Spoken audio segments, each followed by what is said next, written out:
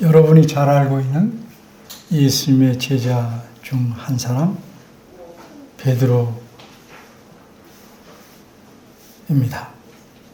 오늘은 베드로가 낚시를 갑니다. 베드로가 낚시를 간다는 것이 제가 보기에는 좀 이상합니다. 베드로는 이전에 어부였습니다.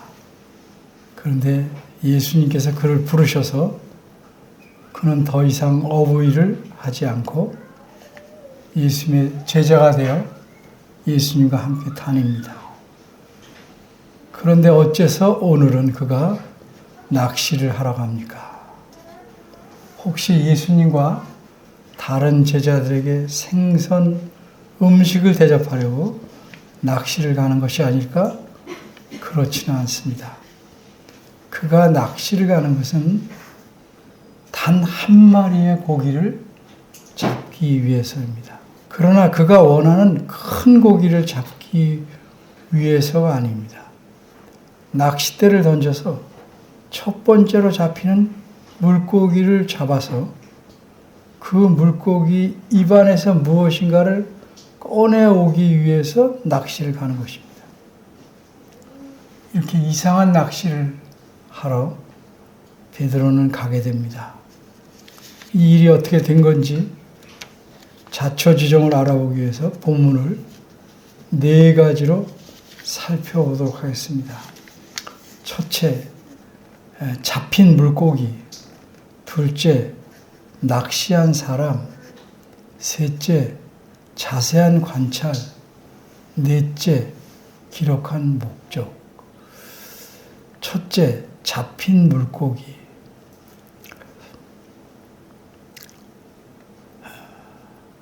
물고기 관점에서 글을 만들었기에 본문이 말하지 않는 것들을 좀 흥미롭게 집어넣습니다. 감안하시고 들어주시면 좋겠습니다.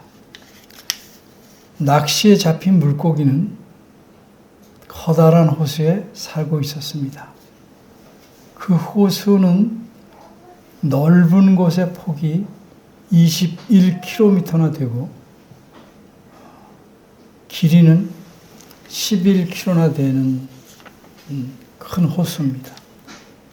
그래서 그곳 사람들은 그 호수를 갈릴리 바다라고 불렀습니다. 이렇게 큰 호수에서 이 물고기는 신나게 살고 있었습니다. 그러던 어느 날 물고기는 헤엄치고 놀다가 뭔가 반짝반짝하는 것을 발견했습니다. 이게 무엇인가 물고기는 입질해 봅니다. 딱딱함이 느껴집니다. 먹어야 할 텐데 먹을 것 같기도 하고 아닌 것 같기도 합니다. 어쨌든 눈으로 보고 있기만은 아까웠습니다. 은빛이 나는 동그란 물건인데 물고기로서는 생전 처음 보는 물건입니다. 그래서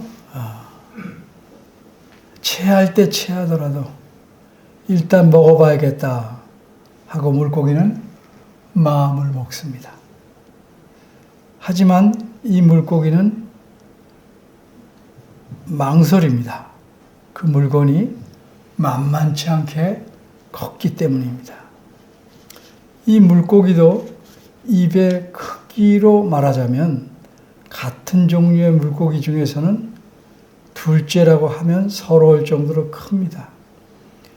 뭐든지 한 입에 먹어 치울 수 있을 만큼 입이 큽니다. 아마 요즘 태어난 물고기들이라면 이 물고기에 진공청석이라는 별명을 붙여주었을 만합니다. 그런데도 이 물고기는 망설입니다. 그러다가 이판사판이다 하고 물고기는 그 반짝이는 물건을 집어삼켰습니다. 그 탐나는 물건을 먹었습니다. 하지만 물고기는 그것을 집어 삼키려고 입안에 넣는 순간 깨달았습니다. 먹은 물건을 삼켜보려고 하지만 다른 때와는 달리 그 일이 쉽지 않았습니다. 삼킬 수가 없구나 이렇게 생각합니다. 그런데 이미 때는 늦었습니다. 입안에 들어간 물건은 물고기의 목구멍을 통과할 수가 없었습니다. 물고기는 캬칵대기 시작합니다. 그 물건이 목에서부터 입안에 꽉 찼습니다. 뱉어낼 수도 없었습니다. 물고기라 원래 말을 못하지만 말할 수도 없었습니다. 그래서 누구에게 꺼내달라고 할 수도 없었습니다. 이렇게 답답한 채 시간이 흘렀습니다. 얼마나 지났는지 알 수가 없습니다. 그런데 물고기 앞에 뭔가 흔들리는 것이 보입니다. 분명히 먹을 것 같았습니다. 입안은 아까 삼키려는 것으로 꽉 차 있지만 그래도 먹을 것이 눈앞에 있는 이상 그냥 지나칠 수가 없었습니다. 덥석 물었습니다. 그 순간 무엇인가 입술을 뚫고 지나갑니다. 낚시에 걸렸습니다. 빠져나오려고 몸을 흔들수록 입이 찢어지는 듯 아픕니다. 그런데 물고기는 자기 몸이 순식간에 공중으로 올라가는 것을 느낍니다. 정신을 차려 눈을 뜨고 내려다보니 저 아래에 자신이 먹고 놀며 살아왔던 바다가 보입니다. 와, 바다가 저렇게 생겼구나. 멋있다고 생각하는 순간 물고기의 몸을 어떤 사람이 꽉 잡습니다. 이젠 잡혀서 죽게 되었구나 하고 생각합니다. 그때 낚시로 물고기를 잡아 끌어올린 사람이 물고기의 입에 걸린 낚싯바늘을 빼냅니다. 그리고 물고기의 입을 벌립니다. 그 안에 있던 동전을 꺼냅니다. 답답했던 입안이 뻥 뚫리는 느낌과 함께 온몸의 갑갑함도 풀리고 시원해졌습니다. 그 사람이 다시 물고기를 바다로 놓아주었기 때문입니다. 이래서 거의 죽음의 문턱까지 갔던 물고기가 다시 살아나게 되었습니다. 둘째, 낚시한 사람. 이 물고기를 낚시해서 잡아 올린 사람은 누군가? 그는 베드로입니다.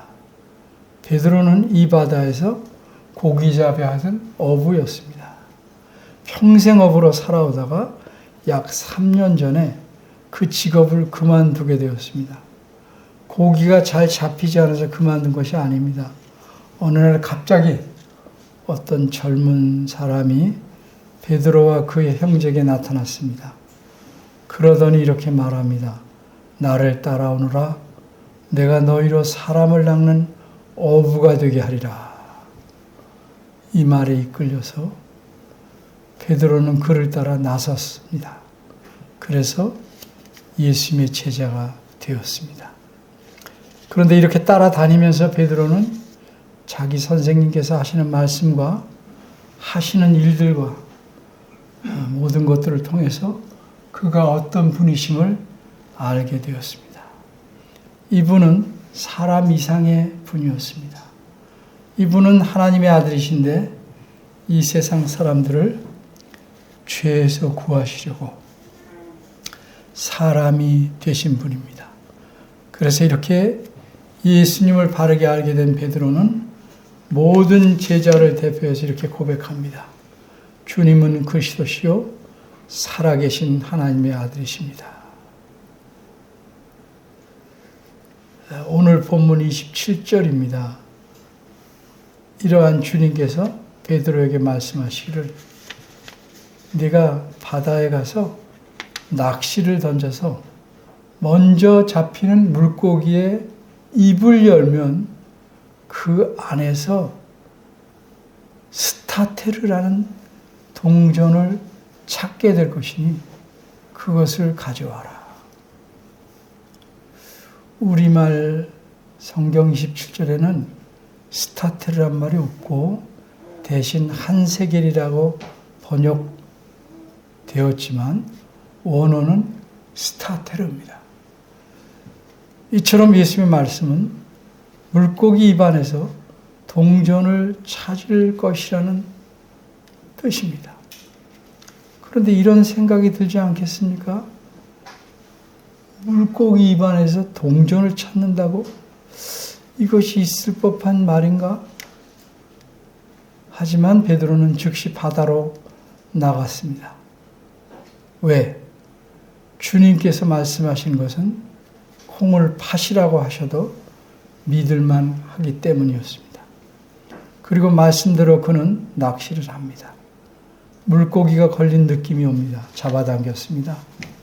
제법 큰 물고기입니다. 적어도 동전을 입안에 물고 있을 만큼 큰 입을 가진 물고기입니다. 낚시꼬리를 빼내고 입을 엽니다. 과연 그 안에는 예수님이 말씀하신 은동전이 들어 있었습니다. 우리가 10원짜리 그러면 그게 구리색의 동전인 줄 알듯이 스타테르 그러면 당연히 유대인들은 은동전인 줄 압니다. 베드로는 은동전을 꺼내고 물고기를 다시 바다로 놓아줍니다. 반짝반짝 빛나던 것, 여태까지 자기 입안에 있던 것이 무엇인지 물고기는 이제 알았습니다. 물고기 입에서 물건을 꺼낸 사람이 혼잣말 하는 것을 들었기 때문입니다. 그것은 스타테르라는 은동전이었습니다. 은동전 중에서도 매우 큰 가치를 가진 동전입니다. 이 동전의 이름은 제가 여러 번 말씀드린 대로 스타테르입니다. 이 동전의 가치는 굉장합니다. 그 당시에 일꾼들이 하루 종일 일하고 받는 임금이, 그러니까 품삯이 1데나리온입니다. 그런데 데나리온이라는 동전은 로마 나라의 동전입니다. 이 동전 말고 또 사람들이 많이 사용하던 동전이 있었는데 그것은 그리스라는 나라의 동전입니다. 데나리온과 비슷한 가치를 가진 이 그리스 동전의 이름은 드라크마. 들어보셨죠? 드라크마라고 합니다. 근데 물고기가 입안에 물고 있던 스타테르는 4드라크마짜리 동전입니다. 그러니까 4일치 임금에 해당하는 액수입니다. 요즘으로 환산해서 말하면 하루 임금이 10만 원이라고 한다면 이 스타테르라는 동전은 40만 원 정도에 해당하는 가치를 가진 동전입니다. 이 동전을 물고기가 입안에 물고 있었던 것입니다. 그러면 예수님은 어째서 베드로에게 물고기 입속에서 은동전을 꺼내오라고 말씀하셨을까? 27절 후반절에서 그렇게 말씀하신 이유를 알 수 있습니다. 그 이유는 나와 너를 위하여 주라 하는 말씀에서 알 수 있습니다. 물고기 입속에서 꺼낸 은동전은 예수님과 베드로 두 사람의 몫으로 내셔야 할 무엇이었습니다. 그럼 두 사람이 내어야 할 그것이 무엇입니까? 너와 나를 위하여 주라는 그 말씀의 바로 앞부분을 보면 예수님께서 물고기의 입을 열면 돈 한 세겔을 얻을 것이다. 이렇게 말씀합니다. 세겔이 무엇인지 좀 설명할게요. 그리고 무엇을 내셔야 하는지를 말씀드릴게요. 세겔이란 여러 동전의 단위가 나오죠. 세겔이란 그 당시 유대인들이 사용하는 돈입니다. 잠깐 정리하면 데나리오는 어느 나라 돈이라고? 로마. 드라크마는 그리스. 세겔은 유대 나라 돈입니다. 그 당시 다 공용되고 있는 그런 것입니다. 그러니까 요새처럼 달러, 위안화, 엔화 이렇게 쓰듯이 그렇게 쓰고 있는 겁니다. 그러니까 요새식으로 말하면 세겔이란 유대인들이 사용하는 돈이니까 우리 입장으로 말하면 세겔이 우리나라 돈이라면 데나리오는 그 나라를 차지했던 로마 사람 동전이니까 일본 동전이고 드라크마는 미국 동전과 같은 겁니다. 근데 유대인들의 돈으로 한 세겔이라는 거는 한 세겔은 4드라크마에 해당합니다. 한 세겔은 4드라크마에 해당합니다. 앞에서 설명한 바와 같이 물고기 입에서 꺼낸 스타테르라는 동전의 가치가 몇 드라크마라고요? 4드라크마. 헬라 원문은 말씀드린 대로 그리스 동전의 그 스타테르로 표현되는데 우리말에서는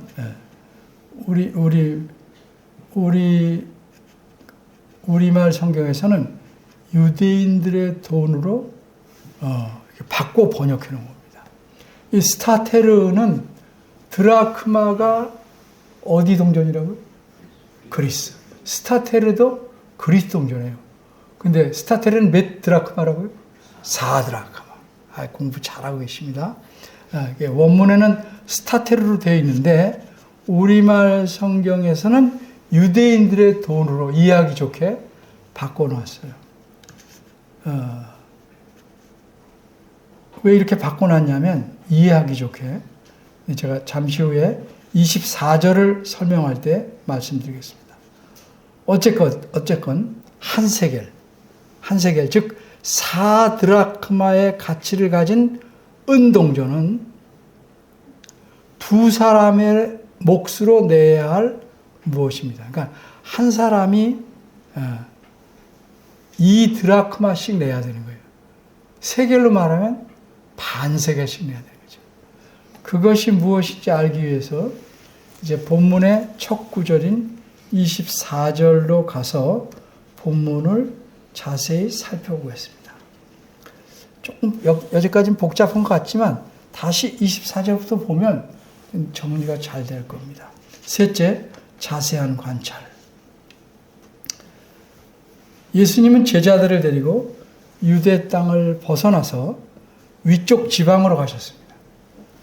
그러다가 다시 갈릴리 바다를 끼고 있는 갈릴리 그 바다의 위쪽의 어촌 마을인 가버나움으로 오셨습니다. 그 후에 예수님께서 제자들이 돌아온 것을 본 어떤 사람들이, 예수님과 제자들이 돌아온 걸 본 어떤 사람들이 베드로에게 왔어요. 이들을 가리켜 24절은 뭐라고 말했냐면 반세겔을 받는 자들이라고 말합니다. 원문에는 그렇게 말하지 않고 2드라크마를 걷는 자들 이렇게 되어 있어요. 근데 지금 바꾸는 겁니다. 유대식으로. 2드라크마를 걷는 자들 이렇게 되어 있습니다. 그러니까 여기서도 27절에처럼 드라크마 대신에 유대인의 화폐인 세겔로 바꾸는 거예요. 잘 이해하라고. 그럼 이 사람 누구냐? 반세겔 걷는 사람들은 누구냐? 마태복음을 처음 읽는 사람들은 당연히 누군지 잘 알아요. 그런데 우리는 잘 알지 못하므로 설명이 좀 필요하죠. 유대인들은 매우 중요하게 여기는 절기가 셋 있어요. 셋. 그 중에서 1년 중에 제일 처음 맞이하게 되는 절기가 6월절입니다. 그러니까 6월절이 되기 한 달 전쯤이 되면 20세 이상 된 남자에게는 반세계를 거들어 다니는 사람들이 있었어요. 이것이 무엇인가? 반세계는 일종의 세금인데, 세금의 양이에요. 예수님 당시에는 유대인들이 자발적으로 내고 있었다고 합니다. 이 세금은 학자들이 생각하기를 포로 이후부터 유대인들이 자원하여서 세금을 내기 시작했다고 합니다. 이렇게 세금을 내게 된 근거는 출애굽기 30장 13절에서 16절입니다. 이 중 두 구절을 보면 이렇게 말씀합니다. 무릇 계수 중 숫자를 센 계수 중에 드는 자마다 성소에 세겔대로 반세겔을 낼지니 그 반세겔을 여호와께 드릴지며 너희의 생명을 속하기 위하여 여호와께 드릴 때에 부자라고 반세겔을 더 내지 말고 가난한 자라고 덜 내지 말지며 이것이 이른바 성전세라고 합니다. 성전세. 성전에서 제사를 드리거나 또 수리하는 데 드는 비용에 사용하는 세금입니다. 그런데 우리말 성경에서 드라크마 대신에 세겔로 고쳐 번역한 이유는 제가 생각하기로는 출애굽기 30장에서 세겔이라고 표현한 것과 연관져서 잘 이해하도록 배려하는 것이 아닌가 이렇게 생각합니다. 어쨌든 유대인 20세 이상의 남자, 성인은 누구든지 성전세로서 이틀치의 임금, 이틀의 그러니까 품삯, 즉 2드라크마, 유대인의 돈으로 말하면 반세겔을 내야 했습니다. 이처럼 성전세를 거들어 다니는 사람들이, 이게 반세겔을 거들어 다니는 사람이에요. 사람들이 베드로에게 다가와서 너의 선생은 반세겔을 내지 않냐? 이렇게 물었습니다. 그러자 베드로는 아주 즉시 대답했습니다. 25절입니다. 내신다. 당연히 내신다. 이 말에서 우리가 무엇을 알 수 있어요? 예수님께서 당연히 내실 것으로 베드로가 생각했다는 사실입니다. 예수님께서 전에도 성전세를 내시는 걸 보았기에 그렇게 즉시 대답할 수도 있겠고, 유대인의 성인이면, 어른이면 성전세는 마땅히 내야 할 것이니까 예수님도 이의가 없이 내실 거라고 믿었기 때문에 그렇게 대답할 수도 있었을 것입니다. 그런데 베드로가 놓친 것이 하나 있습니다. 그것은 성전과 예수님이 어떤 관계에 있는가 하는 점입니다.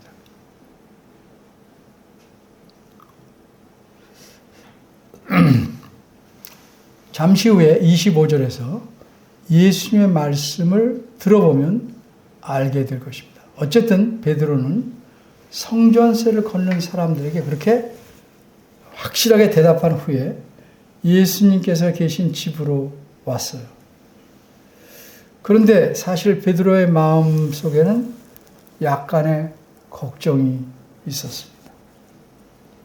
왜냐하면 베드로는 물론이고 예수님도 어떤 직업을 갖고 있지 않아요. 바꿔 말해서 돈을 버는 사람이 아니에요.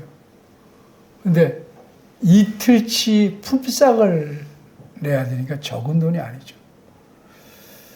그것도 두 사람이.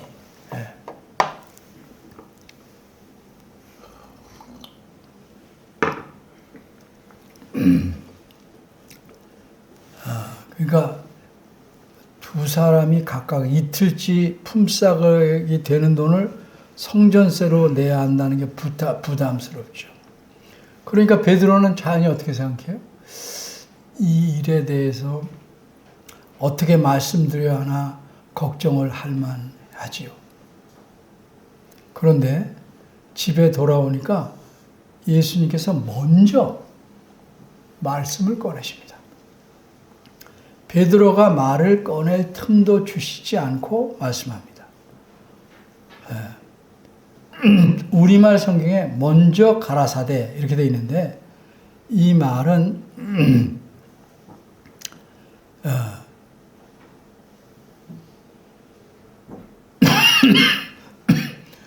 한낱말로 된 낱말입니다. 먼저 말하다.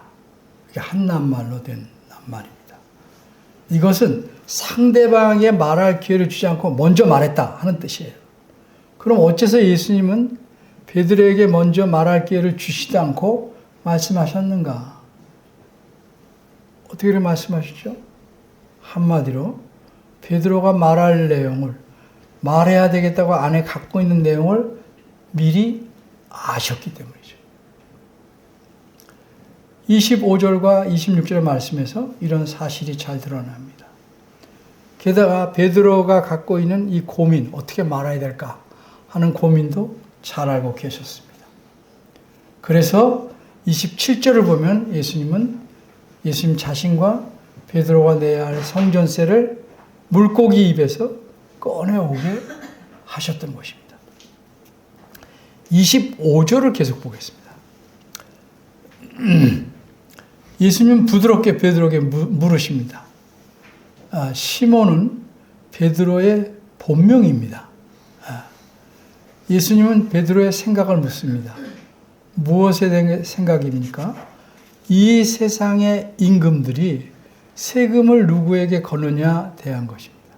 우리에겐 좀 낯설지만 임금들은 자기 백성과 나라의 땅이 다 자기 것이라고 생각해요. 그리고 자기 나라에 사는 백성들은 모두 자기 신하예요. 따라서 자신에게 세금을 바쳐야 한다고 생각하는 거예요. 그 임금들의 생각입니다.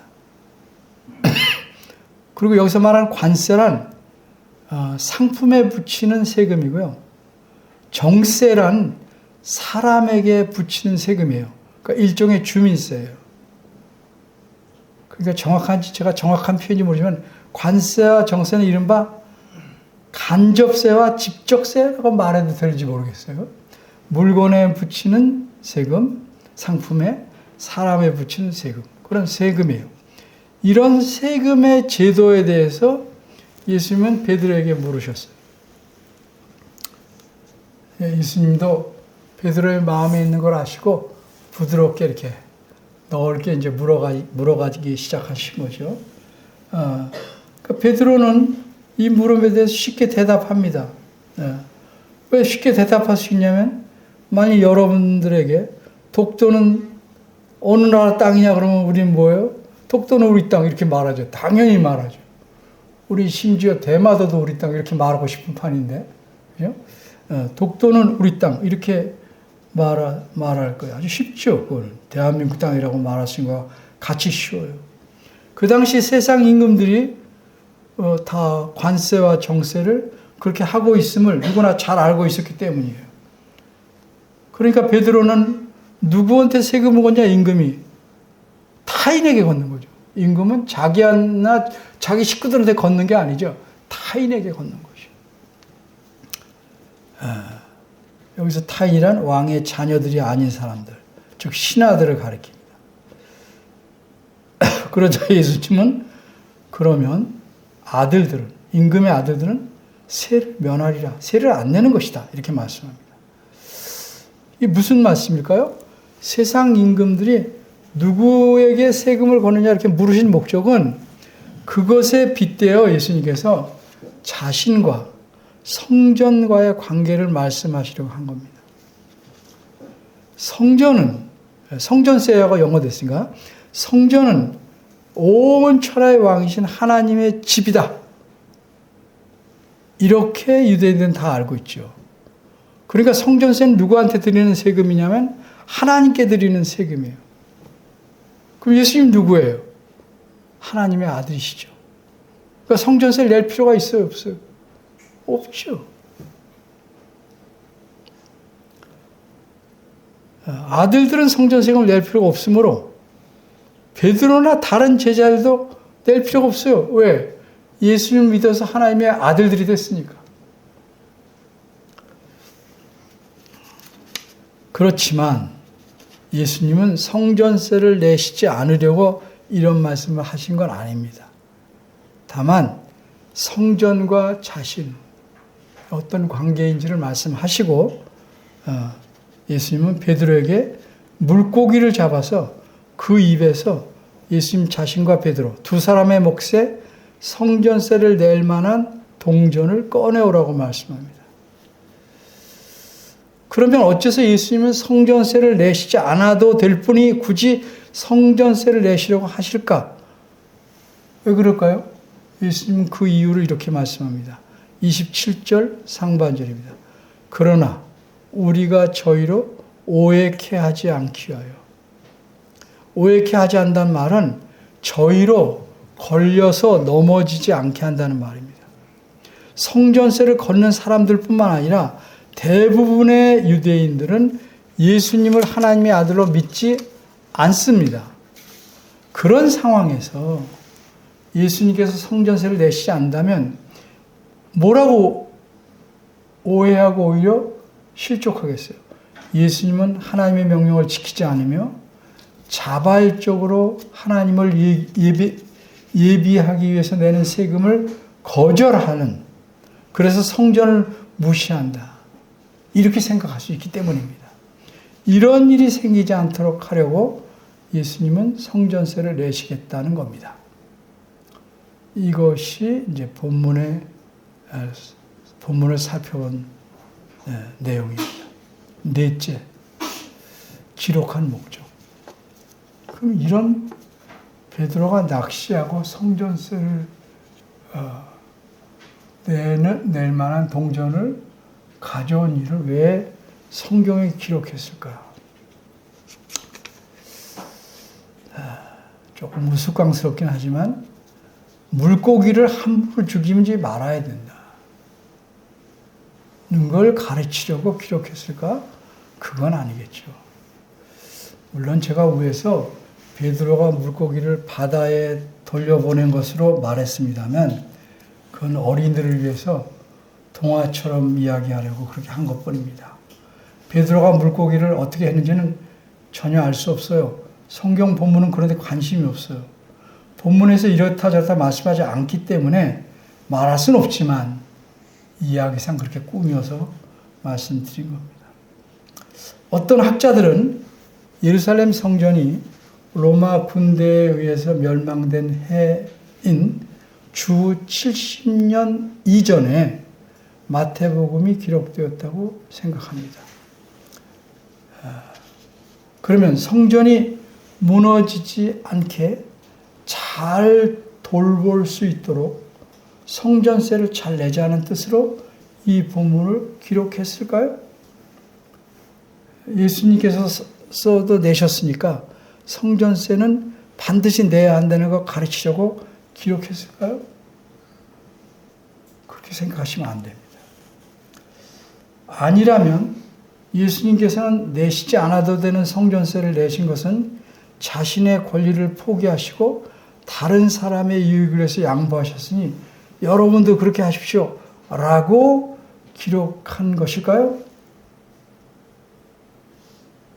성경을 보고 자기가 강조하고 싶은 걸 강조하면 안 돼요. 아, 이거 그럴듯하다. 요거 하나 꺼내서 강조하면 일리가 있겠다. 이렇게 성경을 내 마음대로 풀이할 수 있는 게 아니에요. 성경은 내 글이 아니에요. 누구의 글이에요? 하나님께서 기록자들을 통해서 쓰게 하신 하나님의 뜻을 반영해 놓은 글이에요.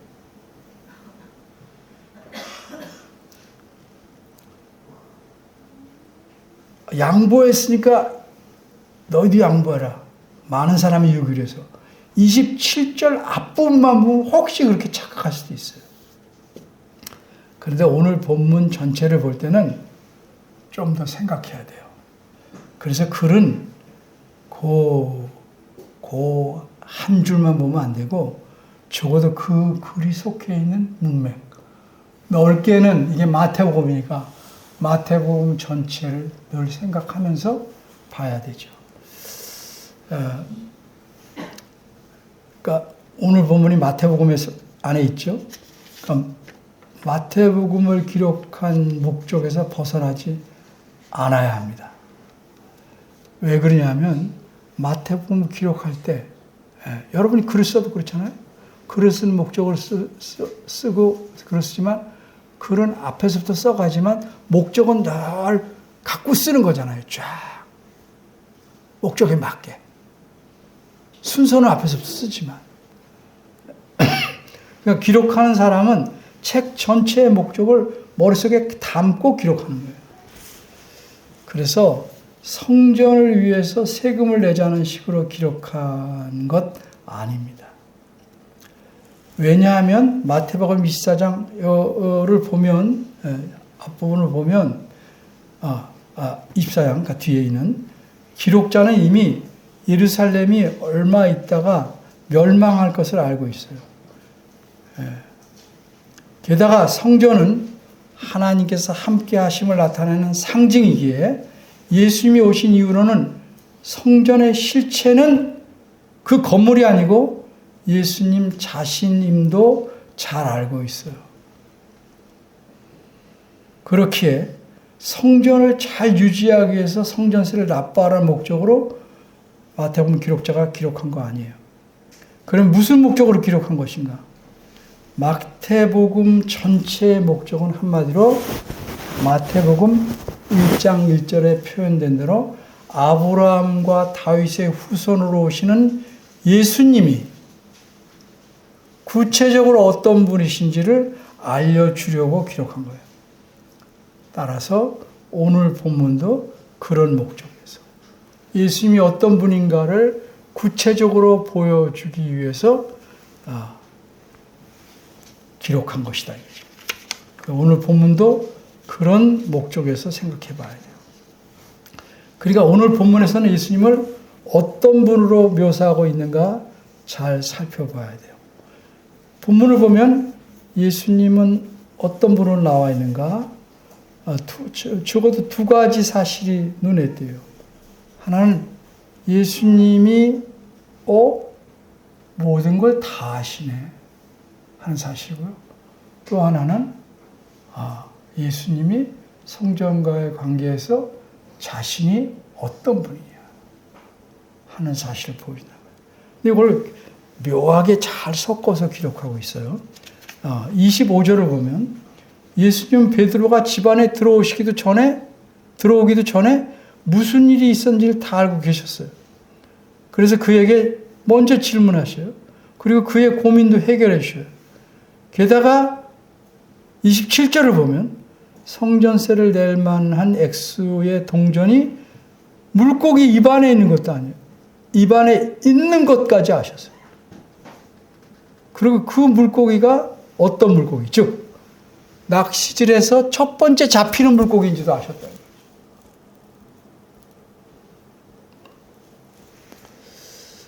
그리고 어떻게 하면 물고기를 잡을 수 있지도 아셨어요. 그냥 던져서 첫 번 잡히면 그 물고기예요.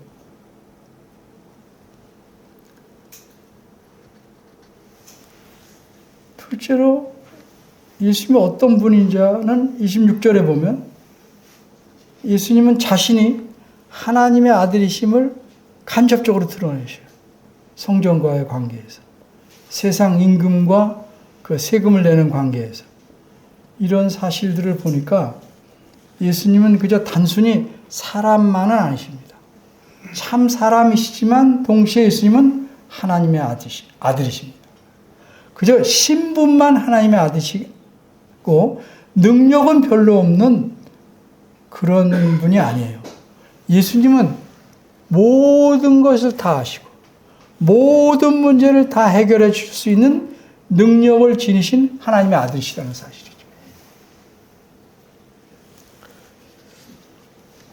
이렇게 베드로의 고민을 해결해 주실 수 있는 분이 누군가? 다름 아니라 우리가 믿고 의지하는 우리 주님 예수 그리스도입니다. 우린 예수님 믿는다고 말해요. 근데 실제로는 얼만큼 믿어요? 얼만큼 믿냐? 잘 생각해 봐야 돼요. 그 다음에 제가 다시 믿음의 그 농도라고 그럴까요? 설교하려고 좀 준비하고 있는데, 주님은 우리 모두의 사정과 형편을 낱낱이 다 아셔요. 고민도 고민도 아픔도 걱정도 다 아셔요. 그리고 이 모든 문제를 넉넉히 해결해 주실 수 있으셔요. 예수님은 남들이 오해하지 않기 위해서라도 물고기 입에서 성전세를 낼 동전을 건져오게 하시는 분이에요. 그러니 예수님 믿는 우리를 위해서는 어떻게 하실까? 베드로를 위해서는 그렇게 했지만 우리 위해서는 그럴까? 나를 위해서 그럴까? 예수 믿는 건 아니죠. 안 믿는 건 아니지만 그 믿음의 농도라는 게 너무 약한 거죠. 우리가 하나님의 영광을 위해서 살아가는데 우리의 모든 필요를 채워주지 않겠어요? 어쨌든 주님은 그리스도시요 살아계신 하나님의 아들이라고 고백한 베드로는 동전을 입에 물고 있는 물고기를 통해서 예수님께서 어떤 분이신지를 깊이 경험했죠. 긴가민가 했는지 모르지만 첫 번 잡은 물고기 속에서 예수님 말씀대로 동전이 있는 걸 보고 더 예수님에 대해서 깊이 경험합니다. 그 말씀에 따라서 행함으로써 경험하게 되는 겁니다. 우리가 비록 베드로처럼은 아닐지라도 우리에게 알맞은 여러 가지 방편을 통해서 주님께서 우리의 삶의 필요를 채워주십니다. 내가 생각하는 방향, 내가 생각하는 계획, 논리에 맞게 아니 될 때도 참 많아요. 내 생각으로는 가능성이 제로다 하는 경우에서도 주님은 하실 수 있는 거예요. 주님의 채워주심을 통해서 주님을 깊이 알고 감사하는 삶을 여러분이 경험하며 살아가시면 좋겠습니다. 기도하겠습니다. 은혜로우신 하나님, 우리가 주님을 믿는다고 하지만 우리의 믿음이 너무 연약합니다. 이론적인 믿음에 그치지 않게 하시고 내 논리와 생각에 맞아야만 받아들이는 믿음이 아니고 그것을 초월하여 주의 말씀이기에 내 생각과 전혀 달라도 행할 수 있는 믿음을 갖기를 소원합니다. 주께서 도와주시고 깨닫게 하시고 이끌어 주시옵소서. 예수님의 이름으로 기도합니다. 아멘.